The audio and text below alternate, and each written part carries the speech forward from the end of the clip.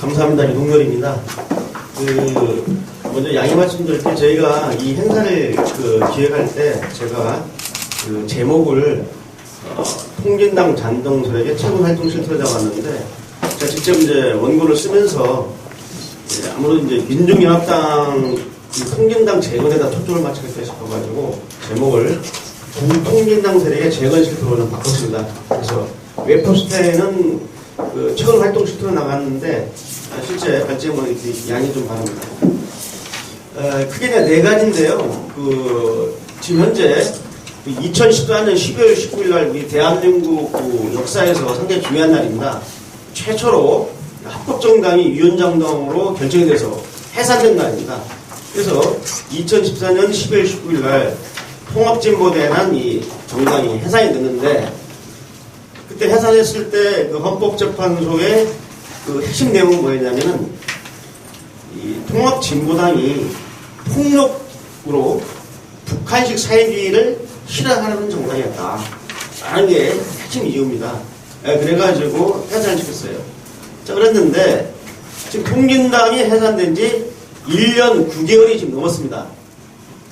문제는 뭐냐면 통진당 해산 이후에 통진당에서 반헌법 활동을 했던 핵심 당직자들, 또 주요 당원들 한 명도 처벌이 안 됐습니다. 한 명도 사고 처리가 안 된 이런 상태인데 그건 또 엄청난 문제를 이야기하지만 두 번째는 뭐냐면 이런 상황에서 이들 세력이 아주 자신감을 얻고 말이죠. 통진당 재건 작업을 합니다. 그래가지고 민중연합당이라는 정당을 갖다 급조를 하고 이 민중연합당을 통해서 지난번 4월 20대 총선에 직접 60여 명의 통장 세력 총 66명이 출마했는데 그 중 60몇 명의 후보자를 냅니다. 그래가지고 무소속으로 출마한 2명만 당선되고 다 낙선이 되었지만은 이 통진당 해산되었어도 그 후손 세력들이 이름을 바꿔가지고 이렇게 우리 헌법 체계에서 다양한 정치 활동을 하는데 그것도 반헌법적인 활동을 하기 때문에 이건 정말 큰 문제다. 그럼 왜 이러한 일이 벌어졌느냐? 이러한 일이 왜 벌어졌느냐? 이것은 대한민국 헌법에 나와있는 이 정당 해산, 이 취지에 반하는 거예요. 헌법적 취지에 반하는 건데 결국 이것은 뭐냐면 이 정부 당국이 정확히 말씀드리면은 검찰, 경찰 등 사법당국이 직무를 유기한 겁니다. 직무를 유기한 거예요. 정말 대우각성해야 됩니다. 그래서 어떻게 지금 재건되었고 민중연합당이라는 이 소위 재건 통진당이 어떠한 정당이냐 실체를 좀 받는 겁니다. 그러면 첫째 민중연합당의 최근 활동 실태를 말씀드리기 전에 정당 결정 과정을 말씀드릴게요. 이게 통합진보당 해산을 결정을 앞두고 있는데 2014년 11월 23일 날 통진당은 전당대회를 열어가지고 통진당 사수 결의대회를 합니다. 이 통진당 사수 결의대회에서 당시 원내대표였던 오병윤이가 뭐라고 말을 하느냐. 오병윤이가 말을 하기를 통진당이 해산되면 또 우리 당만 되겠다라고 아주 공공연히 얘기를 하면서 우리 헌법적 결정에 도전을 했어요. 우리 해산시켜라. 우리 그럼 다시 당만 넣으면 된다. 라고 말을 했는데 그게 이제 통진당 해산이 결정된 다음에 현실됐죠. 여러분 소위 이른바 진보진영, 실은 진보가 아니죠. 이 가짜 진보진영이죠. 저는 그냥 짝퉁 진보진영인데 짝퉁 진보진영의 좌파들이 원탁 원로회의를 만들었어요. 그래서 원탁에 의해서 함세웅 신부라든지 이름만 대면 아시는 이 노인네들 모아놓고 원탁회의라는 이름을 붙여가지고 모여서 통진당을 사수해야 된다고 하면서 통진당이 딱 해산 결정이 되니까 바로 이제 3차 원탁회의를 열어가지고 거기서 2017년에 대비해서 새로운 정당을 만들어야겠다. 이런 결정을 하고 이걸 갖다 추진할 것을 갖다 이 원탁회의에서 결정을 합니다. 그리고 나서 이제 이른바 이제 2015년 6월 달에 구통민간사이 중심이 돼가지고 제가 나왔지만 민주수호 국민행동이라는 것을 결성합니다. 그래서 민주수호 국민행동을 결성하고 AI에다가 약 50개 지역 조직을 뒀어요.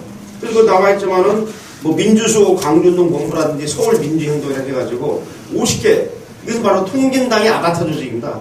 해산된 통진당의 아바타 조직을 만들어서 이걸 갖다가 바로 통진당 재건, 물론 명칭은 바꿨지만 통진당 재건 작업에 그 교두보로 활동을 한 거죠. 그래서 이들 세력이 이제 중심이 돼가지고 바로 이제 통진당이 결성이 되는데, 우리 정당법에 보면 정당법에 그 뭐라고 되어 있냐면 그 헌법재판소에 의해서 해산된 정당, 이 정당은 대체 정당도 안 되고 유사 정당 정도로 사용할 수 없게 있어요. 근데 거기 보면 이제 구체적으로 안 되기 때문에 그런데 그 정당의 기본 강령이라든지 이런 것들이 해산된 정당하고 일치하지 않으면 안 되거든요. 그런데 이 통진당 세력들은 새로운 정당, 재건 통진당을 만들기 위해서 뭘 했느냐?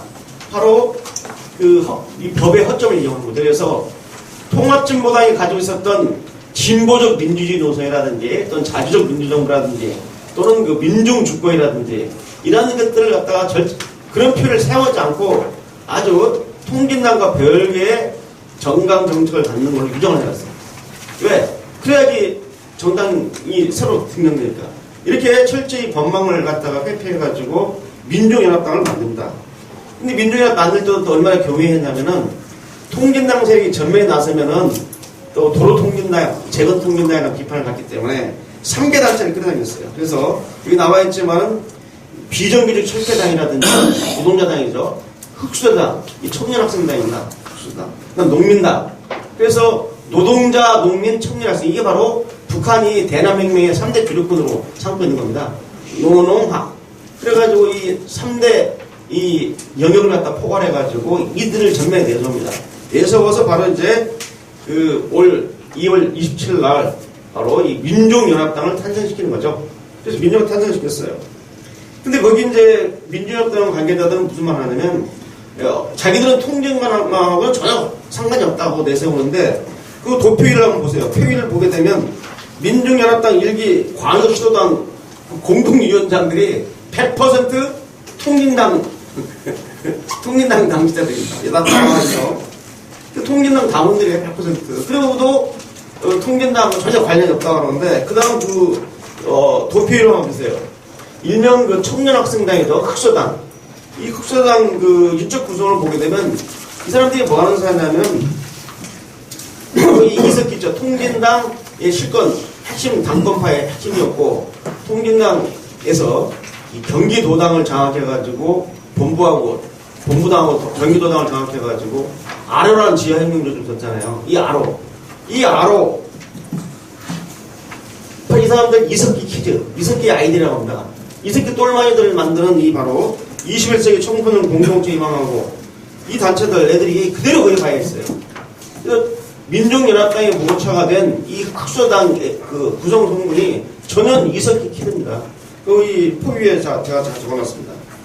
이래가지고 이제 민중연합당을 당선시켰는데 바로 행동에 돌입하는 게 2월 27일 날 민중연합당을 갖다가 이제 창당시키고 4월 총선에 출마합니다. 4월 총선에 이제 출마하는데 도표 3을 보시면 알겠지만 무려 66명입니다. 이게 통진당 세력이 20대 총선에 출마한 숫자가 66명인데 민중연합당 간판 걸고 출마한 애들이 60명이에요. 근데 60명 중에 재밌는 게 20대 총선에 출마한 60명 중에 55명이 뭐냐? 통진당 당원들 출신들이에요. 통진당 당원들 55명. 92%입니다. 여기에는 아로 혁명 세력이 11명이 포함되어 있죠. 무소속으로 11명이 나와서 그 중에서 무소속에서 울산 지역에서 2명이 국회의원에 당선됐어요. 2명이. 그래서 지금 현재 국회에 진출해 있습니다. 그래서 위원장당인 통진당 세력이 다시 헌법기관인 국회에 진출하는 이러한 웃지 못할 상황을 연출시킵니다. 그런데 재밌는 것은 뭐냐면 중앙선거관리위원회가 물론 이제 정당법에서 나오는 정치자금법에 나왔는데 이 통진당 재건당인 바로 이 민중연합당한테 여성 추천 보조금을 갖다가 9,100만 원이나 줬어요. 9,100만 원이나. 이게 지금 뻔히 지금 눈으로 보이게 통진당의 아바타 정당인 이 민중연합당에다가 이런 명목으로 돈을 주고 말이죠. 이게 참 문제입니다. 이게 국민 세금이죠. 중앙선거관리 지돈 주는 게 아니라 국민 세금으로 좀 주는 겁니다. 어떤 정당한테 폭력혁명을 추구했다고 해산된 정당 소속 출신한테 다 돈을 주는 겁니다. 이제 총선에 이제 참패를 했죠. 겨우 이제 14만 5천 표밖에 못 얻기 때문에 참패를 당했는데, 얘들이 이제 2기 때는 아예 이제 노골적으로 이제 생각을 들어야 됩니다. 그래서 지난 8월 14일 날 2기 전당대회를 하죠. 전당대회를 해가지고 얘들이 이제 어디로 모여드냐? 모여가지고 이제 지금 당원이 한 22,000명이 입당으로 되어 있는데, 얘들이 보니까 2기 민족연합당의 중앙당 당직자하고 지역당 당직자들, 또 지난번 총선 출마한 사람들이 한 300명 돼요. 이 300명 사항을 저희가 분석을 했습니다. 저희가 별도로 팀을 만들어서 저희 명목을 줘서 저희가 분석을 했는데 보니까 이 총 300명 중에요, 230명이 뭐냐? 이게 민족연합당 2기 지도부 230명이 통진당 출신입니다. 통진 출신. 그것도 그냥 통진당이 아니라 통진당, 옛날 통합진보당의 소위 당권파 핵심 세력이었던 경기 동부연합, 범경기 동부연합 출신들. 이 범경기 동부연합은 이석기 영향력하에 이석기가 직접 비교하는 조직입니다. 여기가 230명이야. 그러니까 지금 뭐냐면 78%가 저는 핵심 간부 78%가 통진당 출신이고, 그 중에 아로 조직원이 48명입니다. 이걸 어떻게 하냐고요? 저희가 아로 130명 명단을 갖고 있습니다. 어떻게 갖고 있냐면은, 이 헌법재판소에서 통진당 위원장을 심판할 때, 이 법무부에서, 헌법재판소에 제출한 자료가 있어요. 그 제출한 자료에 아로 명단이 쫙 나오는데, 그 명단을 저희가 갖고 있어요. 제가 입수해서 갖고 있어요.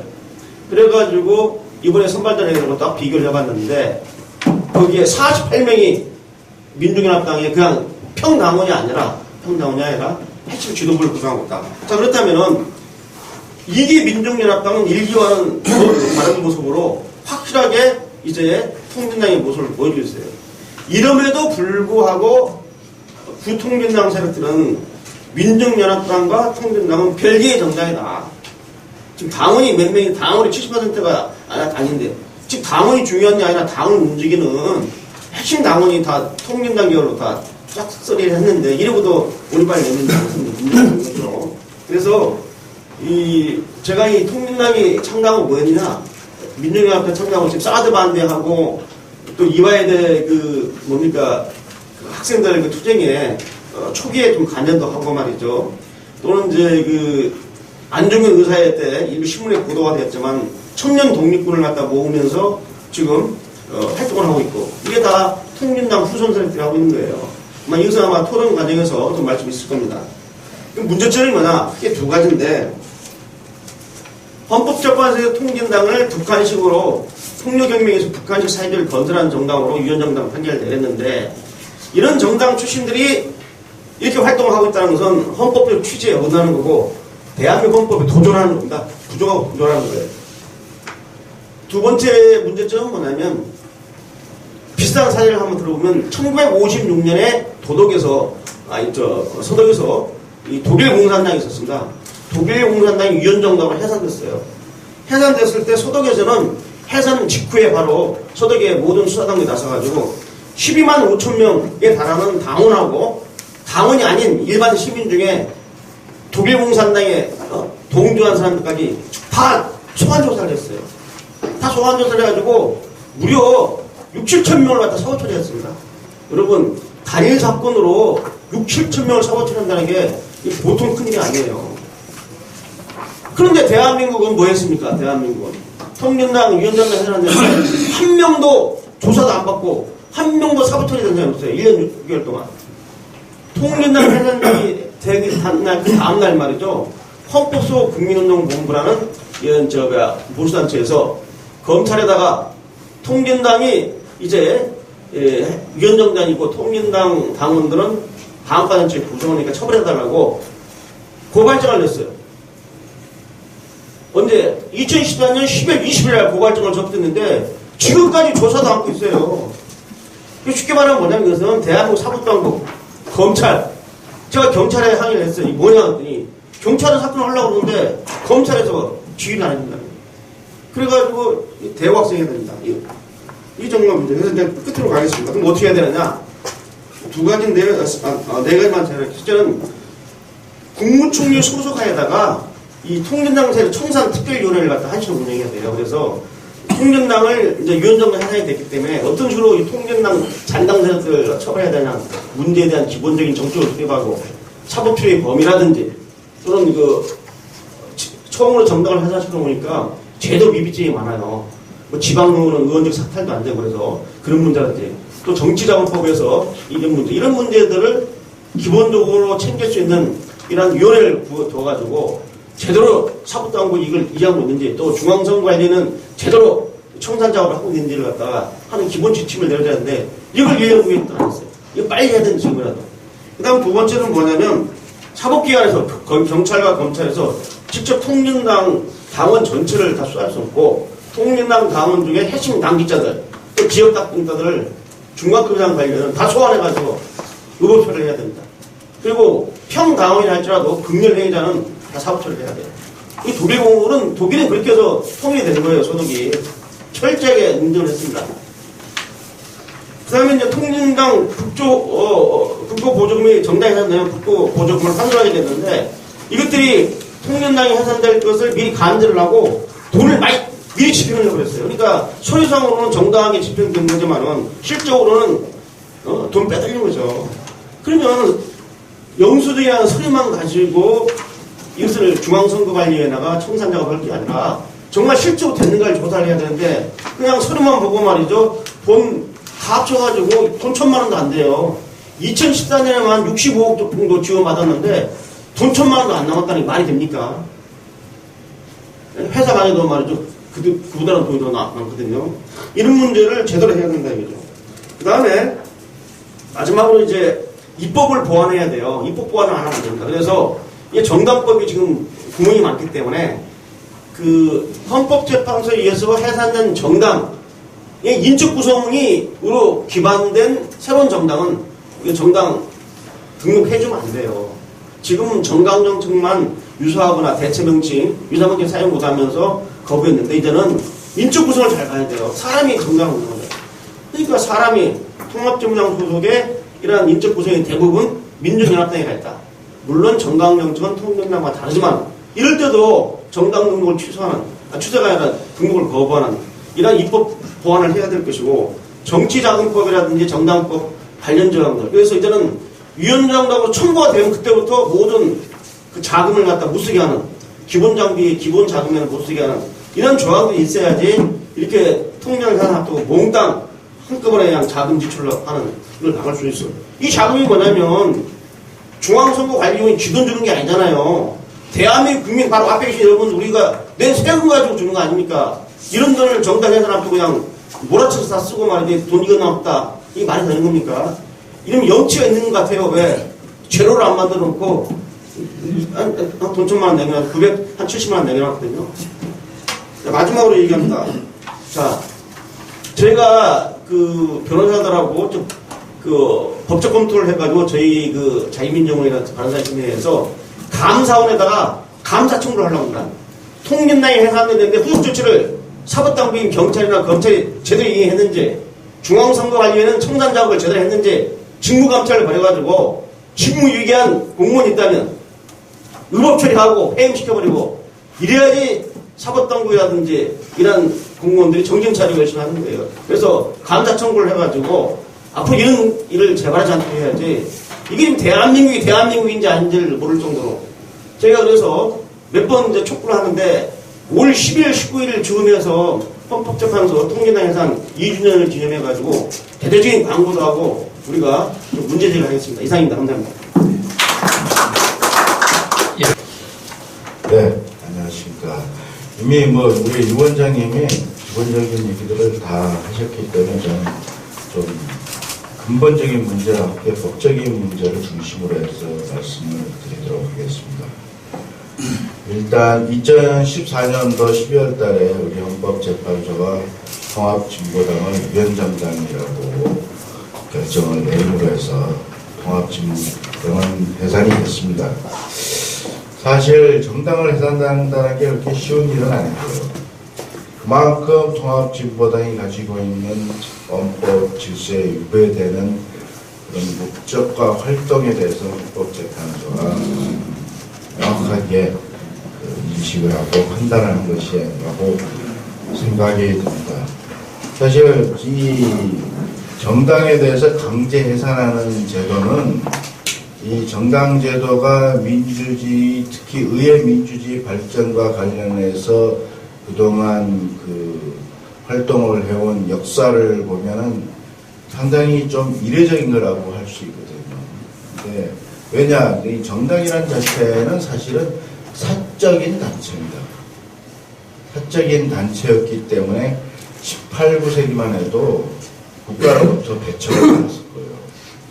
그러다가 이제 국민주권 원리에 따라서 국가들이 국민의 대표에 의해서 그 운영이 되는 대의제 민주주의로 바뀌면서 정당의 역할이 굉장히 중요해졌습니다. 왜냐하면 전체 국민이 다 국정에 참여할 수가 없기 때문에 결국은 대표를 뽑아서 해야 되기 때문에. 그러다 보니까 정당이 이제 헌법 질서에 편입되는 그 시대까지 이제 왔을 거예요.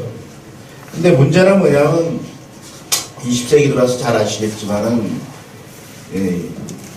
2차 대전이 발생하게 되면 발발하게 되면서 사실은 그 정당들이 민주주의를 교묘하게 이용함으로 해서 결국은 민주주의를 독재화함으로 해서 민주주의를 사실은 어떻게 보면 무너뜨린 거거든요. 근데 국민들은 그게 민주주의로 착각을 한 겁니다. 그래서 결국은 2차 대전에서 독일이 인류를 정말 어떻게 보면 무참하게 살해를 했고요. 지금도 독일은 거기에 대해서 반성을 하고 있습니다만 물론 2천만 명 이상이 희생을 당했습니다. 그런 과정에서 나치스라는 당이 저지른 폐악을 갖다가 어떻게 하면 차단할 것이냐. 그래서 위헌정당 해산 심판 제도가 헌법재판의 일종으로 등장하게 된 겁니다. 즉 헌법 질서를 무너뜨리는 정당에 대해서는 용서 없이 그 정당의 존재를 갖다가 부정하고 해산시켜야 된다. 이런 의도에서 만들어진 제도라고 보시면 될 것 같습니다. 왜 제가 이런 제도의 기본적인 출발점과 취지를 말씀드리냐면 우리나라 법조계나 또 정부는 정당해산 심판제도의 원래의 목적이나 취지에 대해서 잘 모르고 있지 않나 그런 생각이 드는데 후속 조치를 전혀 하지 않음으로써 제도를 활용해서 결정이 났음에도 불구하고 전혀 효과가 없다는 거죠. 그 결과가 오늘날 이 시점에서 우리가 나타난 조금 전에 유 원장님이 말씀하신 그 결과니까 생각이 들고요. 사실 헌법재판소는 독일 연방헌법재판소처럼 통진당에 대한 해산 결정에서 소속 국회의원들의 자격은 상실시켰습니다.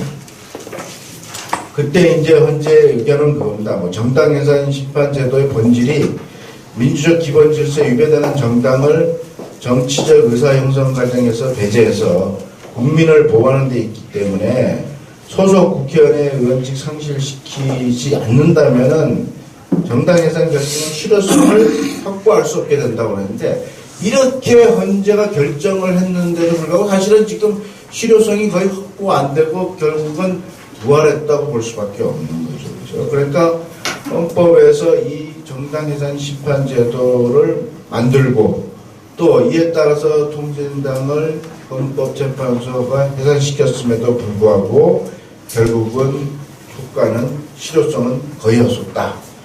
헌재의 결정을 보면은 사실은 그 국회의원 자격을 상실시키는 것도 굉장히 논란이 있었습니다. 우리나라 헌법학계에서도 다수의 헌법학자들은 국회의원 자격을 상실시키는 것은 국민의 대표고 국민이 직접 선출한 선출직 공무원인데 그것은 잘못된 거라고 주장하는 사람들도 많이 있습니다. 근데 그런 주장은 제 개인적으로 봐서는 굉장히 잘못되었다 그렇게 생각이 들고요. 어찌됐건 헌법재판소가 입법이 미비하기 때문에 나머지 구성원들에 대해서는 결정을 못한 거였다고 볼 수는 있지만요. 그 결과가 바로 민주주의에서 가장 핵심적이고 중요한 제도인 선거제도에 다시 출마하는, 그러니까 선거에 출마하는 그런 결과가 초래했다고 볼 수 있습니다. 그렇다면 정당 해산 심판 제도의 원래의 목적은 헌법 수호거든요. 헌법을 수호하기 위해서. 왜냐하면 히틀러가 바이마르 헌법을 정지시켰기 때문에 결국은 독일의 비극이 시작된 겁니다. 그러니까 정당 해산 심판은 히틀러 같은 독재자가 거느린 나치스당이 헌법을 정지시켜서 결국은 독일을 독재국가로 만드는 그 비극이기 때문에 바로 헌법을 수호하기 위해서 정당 해산 심판을 만든 거라고 볼 수 있습니다. 그렇기 때문에 정당 해산 심판의 결정적인 중요한 점은 뭐냐면 결국은 헌법 질서를 수호하고 지속적으로 보호하기 위한 제도다. 그런 점에서 보셔야 될 것 같고요. 물론 그 뒤로 해석하는 과정에서는 학계는 이런 주장도 합니다. 다른 한편에 있어서는 오히려 독재 권력이 그런 독재에 반대하는 정당을 자의적으로 해산시키는 것을 방지하기 위해서 차라리 헌법재판의 일종으로 헌법의 명문 규정을 통해서 정당 해산 심판을 규정하게 되면은 그것이 오히려 정당을 보호하는 역할도 수행하는 것이 아니냐 하는데 그런 사실은 주장은 큰 의미는 없습니다. 왜냐하면 어차피 정당이 헌법에서 보호되고 있기 때문에 정당 해산 심판이라는 자체는 위헌정당을 대상으로 해서 헌법을 수호하겠다는 제도일 뿐이죠. 그 이상 그 이하도 아니라는 것을 알아야 되는데 이런 주장을 하는 건 결국은 정당 해산 심판의 원치지를 사실은 희석시켜가지고 그냥 하나의 그냥 헌법상의 제도 정도로 오인하게끔 만드는 그런 문제가 있다는 것을 사실은 그런 주장의 뒷배경이 있다는 것을 알아야 되는 거죠. 자, 그래서 사실 헌법재판에서 위헌정당으로 결정이 된다면요. 그 정당 목적에 동의해서 구성으로서 활동한 자들은 전부 법적 책임을 져야 됩니다. 왜냐하면 정당이라는 자체는 무채물 아닙니까? 정당의 결국 구성원들이 정당인 거죠. 근데 그 구성원들에 대해서 위헌이라고 선언을 한 것이기 때문에 그 구성원들에 대해서는 제한을 할 수밖에 없는 겁니다. 근데 그것이 안 돼 있다는 것은 제도를 그냥 무용지물화시킨다는 생각이 들고요. 그래서 사실은 정당 해산 심판이 무엇인가에 대해서 제가 간략하게 적었으니까 한번 보시기 바라고요. 그 내용이 일종을 했습니다. 우리나라 헌법 보시면은 정당 목적이나 활동이 민주기본질서에 위배될 때 헌법재판소에 그 해산을 제소할 수 있고 헌법재판소가 위헌이라고 결정하면 해산하는 그런 명문의 규정을 두고 있고요. 그 다음에 헌법재판소 보면 좀 더 구체적으로 내용을 절차에 대해서 규정하고 있습니다. 그리고 정당법은 아까 이 원장님도 말씀하셨지만 대체정당을 설립해서는 안 된다는 대체정당 설립 금지 규정이 있습니다. 그리고 그 외에 또 명칭을 사용해서 안 된다는 것과 등록말소와 자녀재산 처분에 대해서 이렇게 간략하게 규정을 하고 있는데 사실 이러한 규정들은 헌법 8조 사항에 있는 정당해산 심판을 제대로 구체화시키지 못하고 있는 입법 미비라고 볼 수 있습니다.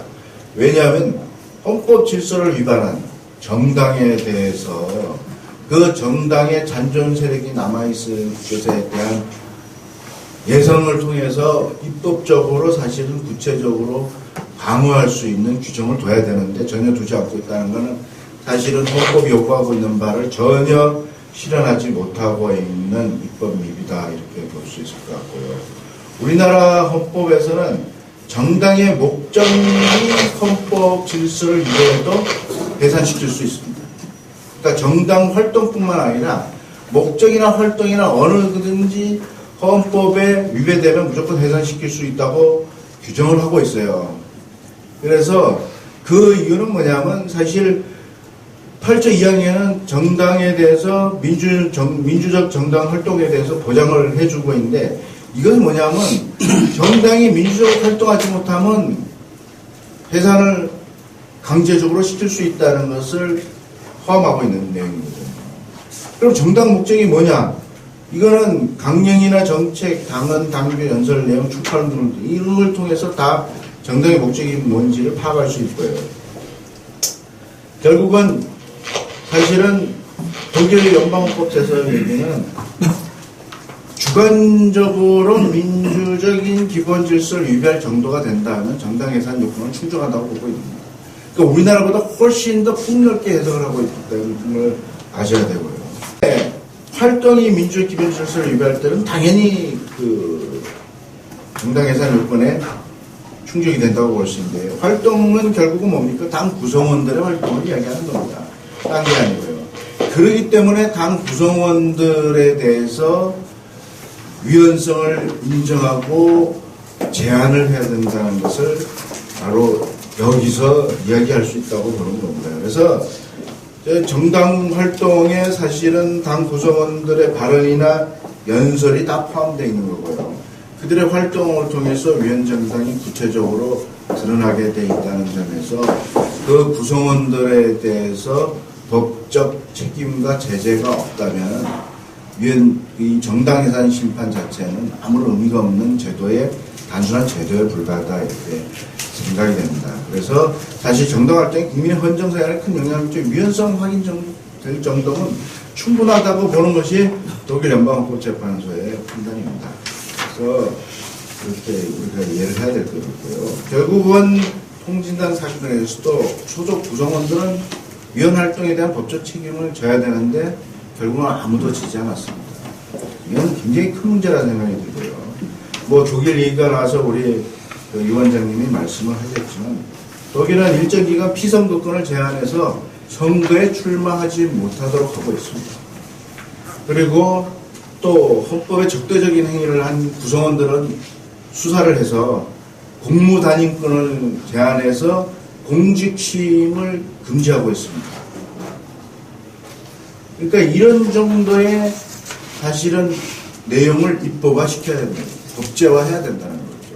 그래야만 정당 해산 심판 자체가 법적으로 규정이 된 그 취지를 살릴 수 있다고 볼 수 있습니다. 그렇기 때문에 후속 조치에 대해서 입법을 하지 않은 우리나라는 사실은 정당 해산 제도가 있으나 마나한 제도다. 그렇게 저는 생각이 들고요. 사실 그래서 국회에서 잘 아시겠지만 2013년에 그런 후속 법안이 발의됐지만 뭐 지지부진하다가 결국 폐기 처분돼 버렸고요. 그러니까 결국 국회도 그러한 것에 대한 일말의 책임이 있는 게 아니라 전적인 책임이 있다고 저는 생각을 합니다. 그래서 그런 국회의원들을 선출하는 국민들은 더 큰 책임이 있다고 저는 생각이 들고요.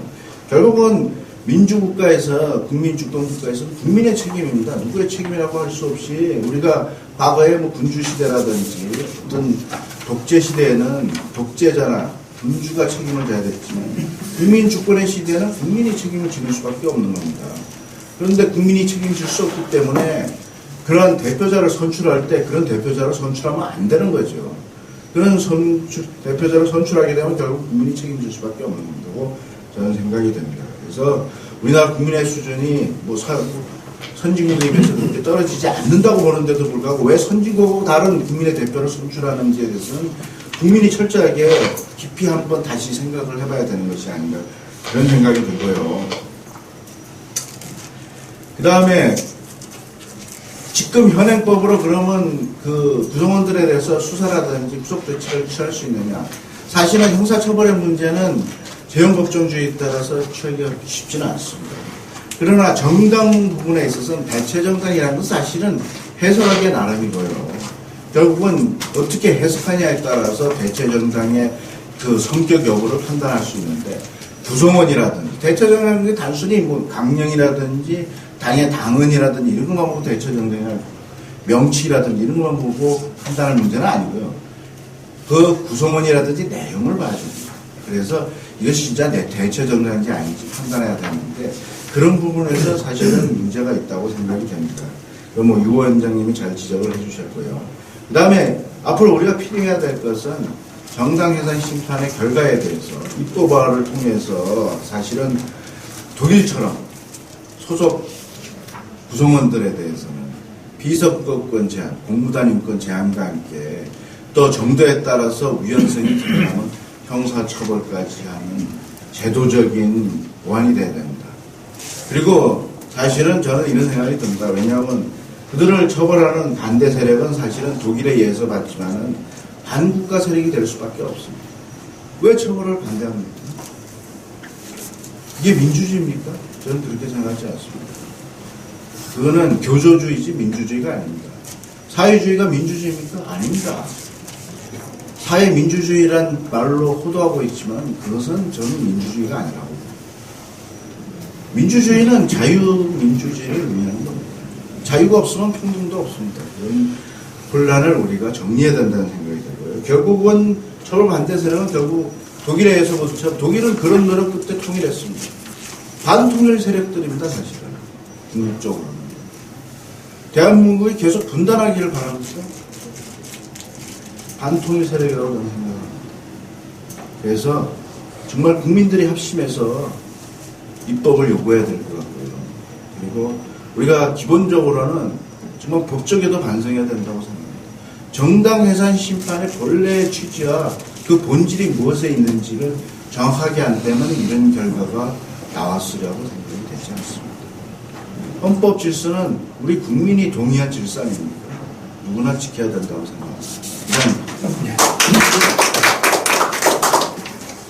앞서 유동열 원장도 이야기했고, 그 다음에 김상균 교수도 이야기했으니까, 저는 제가 활동한 경력이 있으니까 우선 활동 경력에 비추어서 여기에 관해서 좀 말씀드리도록 하겠습니다. 헌법재판소의 판결은 그동안 저희들이 이제 주사파 활동했던 사람들 혹은 그리고 공안당국이 주장했던 여러 가지 현재 남한의 주사파 활동가들이 북한의 혁명론을 입수했고 그들의 입각에서 활동했다는 주장들을 전적으로 받아들인 판결입니다. 오늘 소개해드린 내용에 보면은 이런 내용이 있습니다. 피청구인 주도 세력들은 강령사 목표는 1차적으로 폭력에 의해서라는 것은 주력, 그러니까 노동자, 농민, 청년 학생, 진보적 지식인, 이 주력과 보조동력, 예를 들면 중소상공인, 그 다음에 기타 이런 보조동력을 포함해서 동력을 가지고 폭력에 의해서, 폭력혁명을 통해서 이건 구체적으로 이야기하면 NLP대입니다. 민족해방, 민주주의혁명을 통해서 그 다음에 진보적 민주주의를 실현하고 이것은 자주적 민주정부를 말합니다.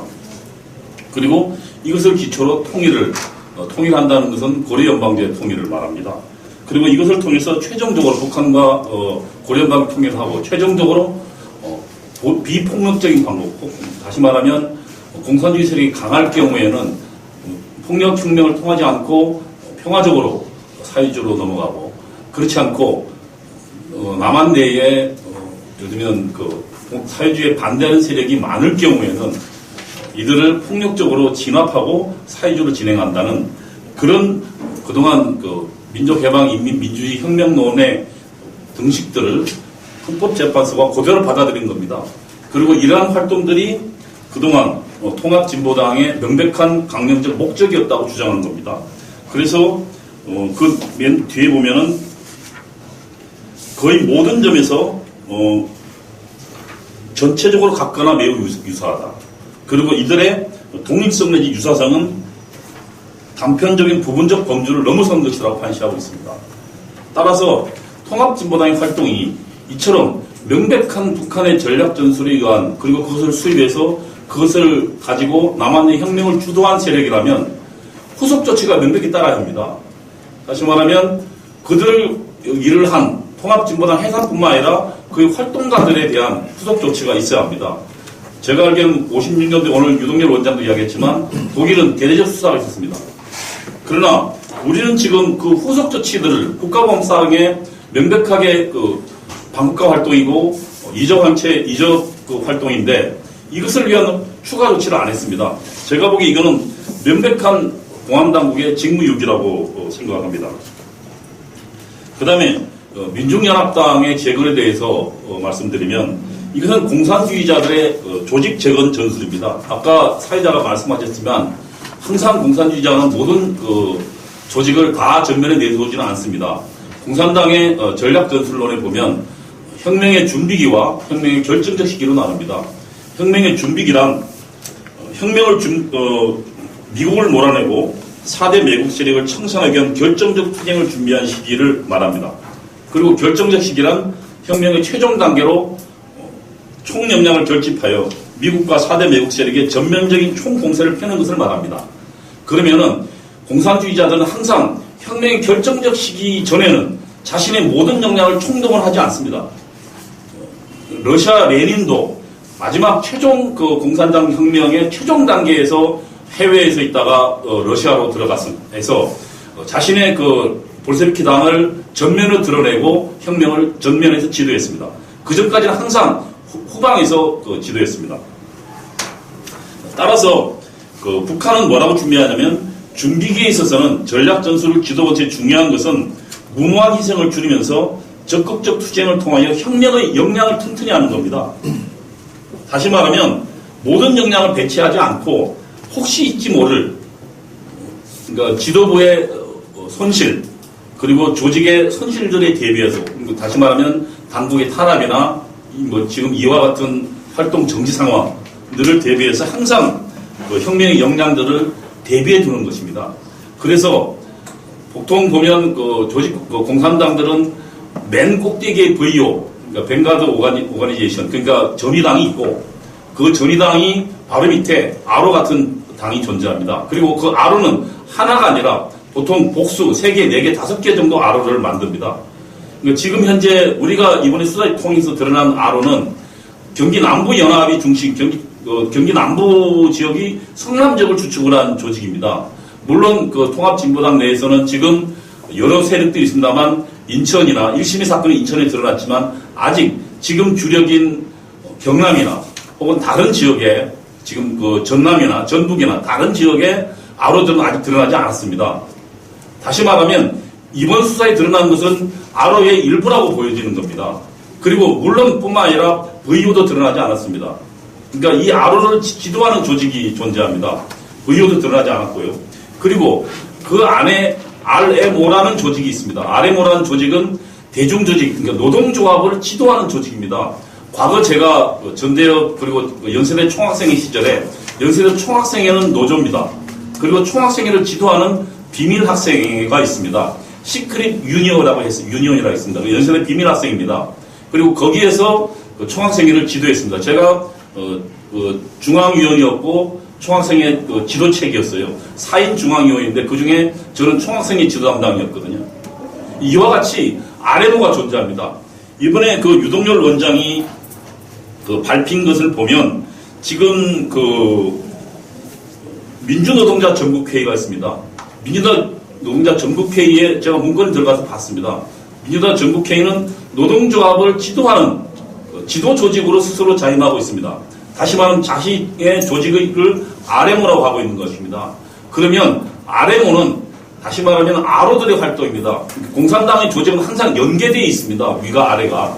VU는 아로를 지도하고 제가 RMO에 있으면서 총학생회를 지도했듯이 마찬가지로 RMO는 또 노조, MO를 지도하는 겁니다. 그러면 RMO 안에는 누가 있습니까? RMO 안에는 분명히 RO가 있을 겁니다. 그러니까 RMO를 또한 지도하는 핵심 지도 역량이 존재한다는 얘기입니다.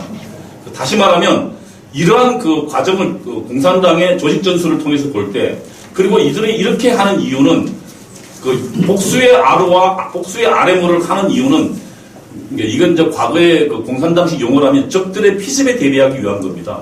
그래서 항상 조직을 보호하는 게 최우선입니다. 그 준비기 때는.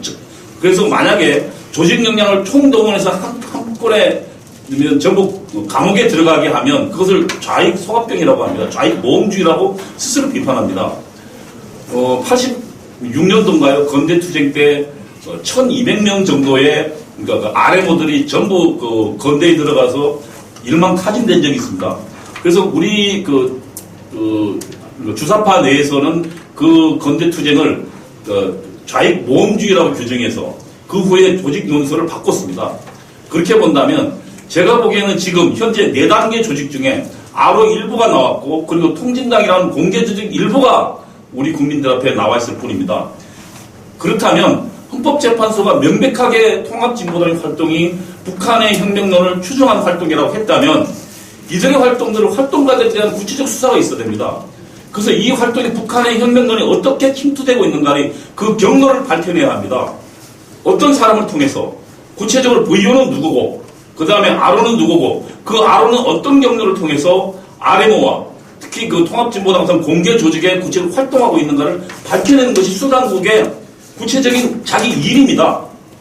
제가 본 이 일을 하지 않았다는 것은 명백한 그 직무유기라고 저는 그렇게 판단하고, 그래서 이번에 민주노동자 전국회의가 민중연합당에 참여했는데 민주노동자 전국회의 또한 그 RMO로서 또한 그걸 지도하는 RO가 분명히 존재할 거라고 저는 판단하고, 따라서 이거에 대한 수사들이 분명히 있어야 할 것이다 라는 것이 저의 생각입니다. 따라서 저는 적어도 우파 시민단체나 이 연합해서 직무를 유기한 이들 공안당국에 대해서 명백하게 직무유기로 고소고발을 해야 된다고 저는 주장합니다. 이상입니다.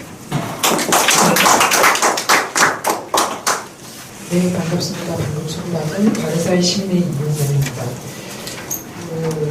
먼저 발표해 주신 두 선생님, 원장님과 교수님께서 문제점에 대한 현상이라든지 진단은 다 해주셨고요. 저는 단지 저도 그 바른사회 시민회의에서 저희가 이제 반국가 이적 세력에 대한 그런 이제 대처 방안들에 대해서 이제 활동을 하고, 그동안에 저희가 이제 활동한 바를 좀 근거로 해서 어느 대안이 그러면 조금 현실적인 대안일 수 있는가에 맞춰서 간단하게 말씀을 드리도록 하겠습니다. 지금 해산된 지 저도 계산해 보니까 2014년 12월이니까 아직 2년이 채 안 된 시기인데, 사실은 비제도권에서는 구통진당을 비롯해서 반국가 이적 세력이 거의 아무런 제약이 없을 정도로 활동하고 있는 상황이고요. 그래서 제가 어제 토론문 준비하면서 쭉 언론 검색을 해보았습니다. 그래서 보니까는 주요하게 이 사람들이 어떻게 활동을 하고 있냐면은 2015년 2월이면 아시다시피 해산된 지 2개월밖에 안 된 시점에 그해 이제 4월에 재보궐 선거가 있었습니다. 국회의원. 그게 통진당 출신의 이상규, 김미희가 바로 재선 출마를 하게 되는 이러한 상황.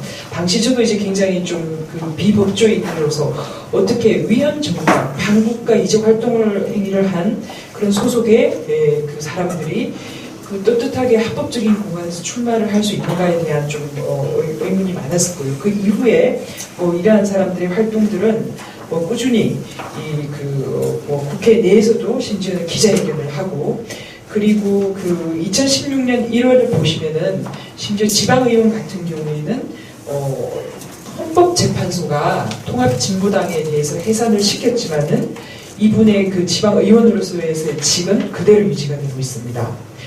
그리고 이제 2016년 2월, 이제 1년이 지난 시점에서는, 위원장님 발표하셨다시피, 민중연합당, 구성원의 70~80%가 통진당으로 활동했던 사람들이 실제로 이름을 바꿔서 이제 창당을 하게 되는 이러한 사태까지 이르렀고요. 그 다음에 이제 2016년, 우리나라 보시면은 굉장히 정치적인 이슈들이 많습니다. 특히 이제 각종 시위들에 있어서 이런 전문 시위꾼들의 네트워킹 속에서는 반드시 통진당 출신의 의원들이, 구성원들이 활동을 같이 해오고 있었습니다. 대표적으로 성주 사드 배치 반대 투쟁위원회에도 통진당 출신의 인사가 포함이 되었고, 2016년 8월에 있죠. 얼마 전에 있었던 경기 8.15 선언은 통진당 세력들이 평소에 본인들이 주장했던 그런 의사 대북 제대 조치 철회라든지 개성공단 전면 재가동이라든지 현 정부의 그런 정책과는 전혀 상반되는 이러한 이제 활동들을 해오고 있습니다. 그렇지만 지금 이제 저희가 볼 때는 사실은 통진당 잔존 세력들, 반국가 활동을 하는 이러한 이제 세력들도 문제지만은, 이러한 세력들 못지않게 반국가 이적 세력들은 꾸준히 존재해왔던 것은 사실이지 않습니까? 그래서 제가 이 사람들에 대한 활동도 조사를 좀 해보고 싶어서 검색을 해보니까, 유일하게 국가정보원 홈페이지 보시면 딱 한 페이지 분량으로 소개를 했습니다. 그래서 30쪽에 제가 국가정보원에 소개되어 있는 이러한 그 반국가 이적단체, 더더군다나 대법원의 판결을 받은 단체들을 이제 보고, 아, 저는 평소에 이제 시민단체 활동을 하면서도 이러한 단체들이 반국가 이적단체인지 뭐 헷갈렸던 부분이 있는데 일반 국민들은 전혀 알 길이 없습니다. 이러한 그 반국가 이적단체들이 우리 사회 곳곳에서 아무런 제약이 없이 활동하고 있는 이러한 상황입니다. 그래서 저희가 이제 그 19대 때도 사실 상당히 많은 이제 토론회를 개최하면서 특히 저는 이제 국회 차원에서 이런 이제 입법적인 장치가 필요하다는 그런 이제 그 절박한 심정으로 정말 심재천 의원이라든지 많이 그 찾아도 다니고 이야기도 해봤습니다. 그래서 이제 심재천 의원 같은 경우에는 19대뿐만 아니라 18대 때도 꾸준히 이제 그 범죄단체 해산법이라고 해서 국가정보원에서 소개시킨 이러한 이제 이러한 단체들이 다시 그 어쨌든 단체로서는 그 결성을 할 수 없이 이 법적인 장치를 마련하기 위해서 심재철 의원이 굉장히 많이 법안도 발의를 하고 했지만은 국회 자체에서 논의하는 자체가 야당의 이제 극심한 반대에 부딪히고 그래서 순조롭게 진행이 되지 못했습니다. 그리고 이제 김진태 의원 같은 경우에 이제 공안검사 출신으로서 그 통진당 의원뿐만 아니라 그 이전에 이런 반국가 이적 세력들에 대해서 공직에 진출하는 그런 이제 기회를 좀 제한하는 이러한 이제 법을 발의를 했었고요.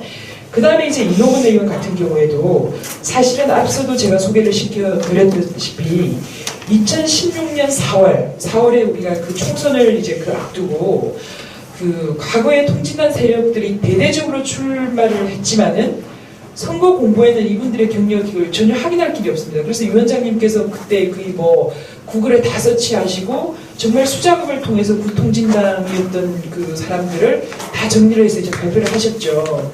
그래서 이제 이노건 의원 같은 경우에는 일반 국민들의 경우에는 이 사람들이 과거에 국회의원이라고 국회의원 후보는 정말 또 헌법기관인데 그 반국가 이적 그 활동을 한 사람이 후보로 나가는 그 자체가 이제 문제이기 때문에 선거 공보에 그 선거 전에 이제 공보를 다 받아보지 않습니까? 범죄 기록이라든지 그 납세 내역이라든지 이런 경력과 함께 과거에 어느 정당에서 활동을 했는지 그렇게 이제 그 제한하는 법률을 제출을 했는데 아이러니하게도 이 법은 통진당 출신보다 새누리당 내부에 그 당을 7-8번 바꾼 최고위원이 격렬하게 반대를 해서 이 법은 제대로 참 논의가 되지 못했던 사실 저는 여러 가지 지금 국회에서 논의되는 법들이 필요하지만은 일반 국민들 시선에서 볼 때는 오히려 국회 제도권의 진입을 방지할 수 있는 가장 실효적인 조치라고 봐요. 왜냐하면 국민들이 이분들이 과거에 어떤 활동을 했는지 알 수가 없는 상황이니까.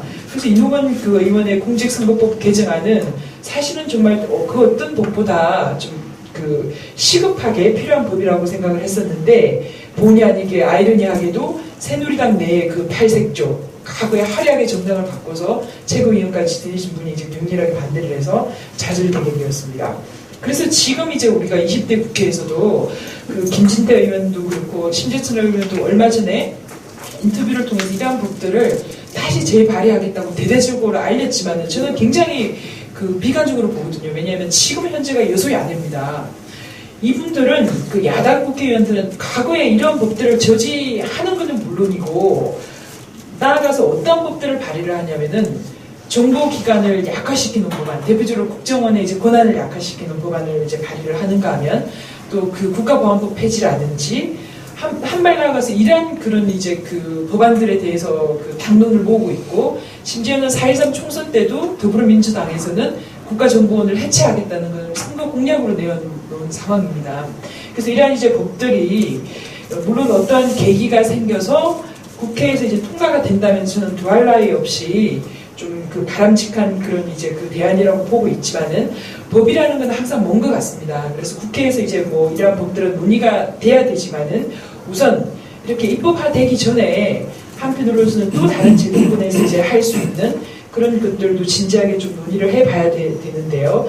앞서 이제 할 수 있는 것들 중에서 위원장님께서 소개시켜 주신 사실 사법기관에서는 이런 이제 반국가 행위라든지 이런 혐의가 있으면은 자체적으로 또 수사를 할 수 있는 상황이기 때문에 검찰이나 경찰에서도 적극적으로 이러한 이제 그 세력들에 대해서 조금 그 사법적인 처리를 좀 해야 될 것 같고요.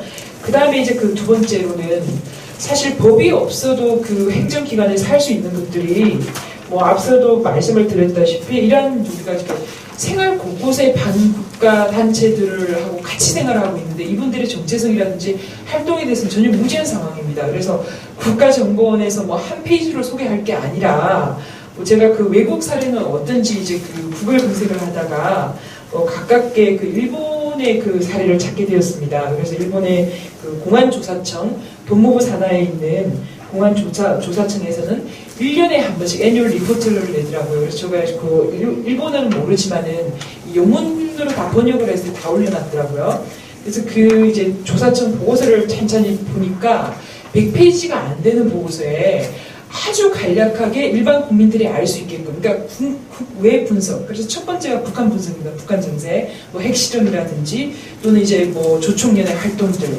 그 다음에 이제 그 뭐 러시아, 중국, 심지어는 이제 아프리카까지도 일본에 영향을 미칠 수 있는 그러한 이제 뭐 단체, 세력들에 대한 활동을 소상히 이제 설명을 해놓았고, 그 다음에 이제 일본 국내로 와서는 일본의 이제 극좌파들, 또 그 반정부 활동을 하는 단체들, 그리고 이제 일본은 공산당이 있지 않습니까? 공산당들의 활동들.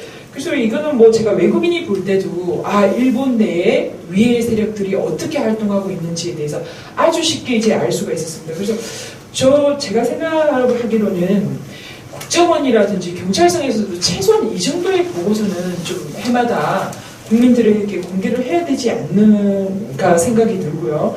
그리고 저희가 이제 그 아이러니하게도 그 통진당이 그 제도권에 있을 때는 그래도 추적할 수 있는 근거가 있었거든요. 왜냐면 제가 그때도 이제 통진당 홈페이지를 들어가 보면 물론 더불어민주당이나 뭐 이렇게 새누리당에 비해서 정보 공개가 안 되어 있습니다. 예를 들어서 일반적인 정당이라면 정당의 조직, 그다음 최고위원 명단이 다 나와 있었거든요. 근데 통진당은 거의 뭐 아주 간략하게 조직도만 구성을 해놓고 그리고 그 내부적으로 어떤 구성원들이 활동을 하는지는 제도권에 있을 때도 알려지지가 않았습니다.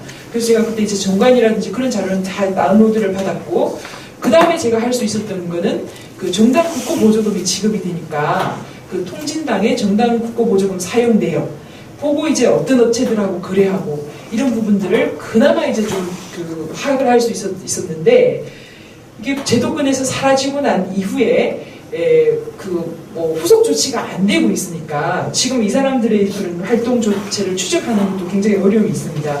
그래서 이 사람들 특히 이제 반국가 이적 단체에 대한 이러한 활동들이 앞으로 저는 계속 있을 거라고 보고요. 근데 뭐 아까 그 교수님께서 말씀하셨다시피 이거는 이제 헌법이라는 거는 국민들이 동의를 해서 자유민주주의 체제를 수호를 하자는 건데 실제로 이런 위의 세력들이 국민들 근처에서 국민들 실생활 속에서 국민들을 위협할 수 있는 이런 상황에서 아무런 장치가 없습니다. 그래서 첫 번째는 국민들이 이러한 문제점들에 대해서 인식을 하고 각성할 수 있도록 법이 만들어지기 이전에라도 행정당국에서 최소한의 이러한 정보들을 제공할 수 있는 그러한 좀 그 상황이 되었으면 합니다. 네, 이상으로서 저희 토론은 마치도록 하겠습니다.